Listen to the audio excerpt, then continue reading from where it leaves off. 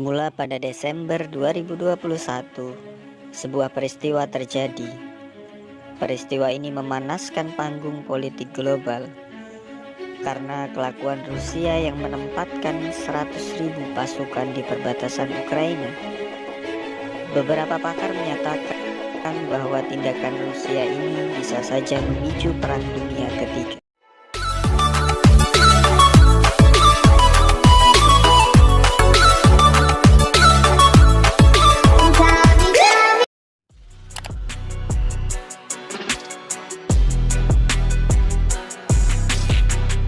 Слава народу-победителю!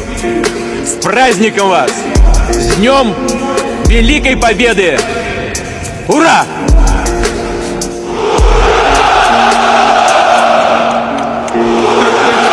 Rusia benar-benar menyerang Ukraina. Perang kemudian ditandai dengan ledakan di sejumlah kota di Ukraina, termasuk ibu kota Kyiv, Odessa, Kharkiv, dan Mariupol.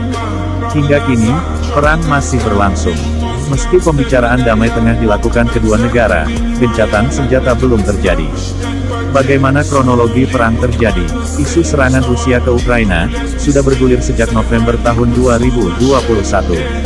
Sebuah citra satelit menunjukkan penumpukan baru pasukan Rusia di perbatasan dengan Ukraina. Moskow diyakini Barat memobilisasi 100.000 tentara bersama dengan tank dan perangkat keras militer lainnya. Intelijen Barat menyebut Rusia akan menyerang Ukraina. Rusia menyangkal hal tersebut. Namun santer beredar, negeri Putin akan menyerang tanggal 16 Februari. Apalagi latihan militer besar-besaran juga dilakukan, termasuk di laut dan negara tetangganya Belarusia. Meski ramalan pertama tak terjadi, intelijen Estonia negara NATO di Eropa Timur tetap memberi peringatan. Serangan mungkin akan dilakukan secara terbatas, menggunakan kelompok milisi di Donbas, Ukraina Timur, yang memberontak ke pemerintah dan selama ini disokong Rusia. Puncaknya adalah tanggal 21 Februari tahun 2022. Putin memberi pengumuman mengakui kemerdekaan milisi Donbas, Republik Rakyat Donetsk DPR, dan Republik Rakyat Luhansk LPR. Pada saat itu, dekrit pengiriman pasukan dengan dalih menjaga keamanan juga ditandatanganinya. Sehari setelahnya parlemen Rusia menyetujui mobilisasi tentara yang diusulkan Putin. Persis tanggal 24 Februari Putin tiba-tiba mengumumkan operasi militer. Serangan dilakukan di sejumlah kota. Barat menyebutnya invasi. AS dan sekutu menyebut Rusia melanggar kedaulatan negara lainnya. Sebenarnya, dulu Ukraina rapat dengan Rusia. Namun pemimpin Ukraina yang sekarang lebih dekat ke Barat dan ingin menjadi bagian NATO.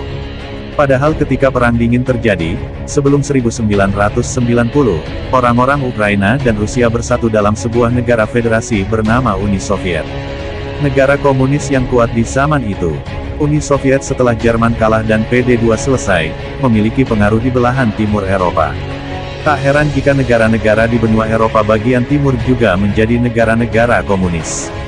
Hubungan Rusia dan Ukraina memanas lagi sejak 2014. Kala itu muncul revolusi menentang supremasi Rusia. Masa anti-pemerintah berhasil melengsarkan mantan presiden Ukraina yang pro-Rusia, Viktor Yanukovych. Kerusuhan bahkan sempat terjadi sebelum berdamai di 2015 dengan kesepakatan Minsk. Revolusi juga membuka keinginan Ukraina bergabung dengan Uni Eropa, UE, dan NATO. Mengutip Al Jazeera, membuat Putin marah karena prospek berdirinya pangkalan NATO di sebelah perbatasannya. Hal ini juga didukung makin eratnya hubungan sejumlah negara Eropa Timur dengan NATO, sebut saja Polandia dan negara-negara Balkan. Saat Yanukovych jatuh, Rusia menggunakan kekosongan kekuasaan untuk mencaplok Crimea di 2014.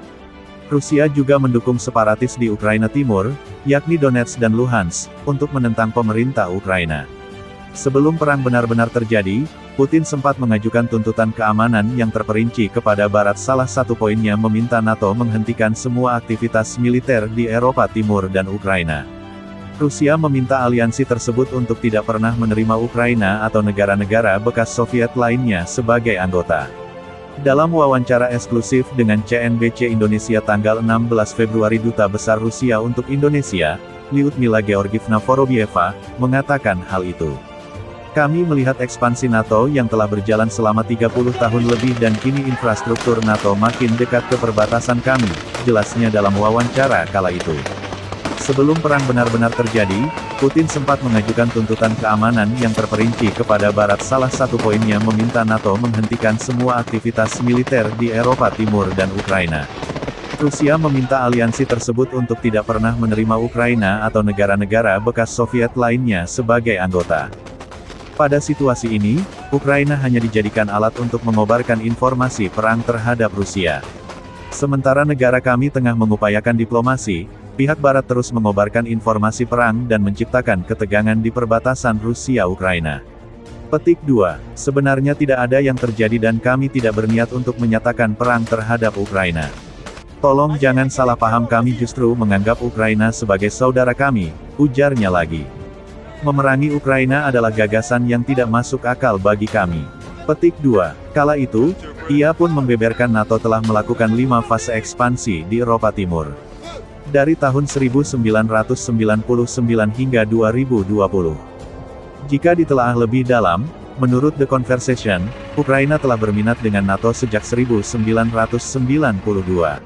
NATO bahkan sempat membentuk komisi khusus urusannya dengan Ukraina pada 1997, yang menyediakan forum diskusi masalah keamanan guna memajukan relasi kedua belah pihak.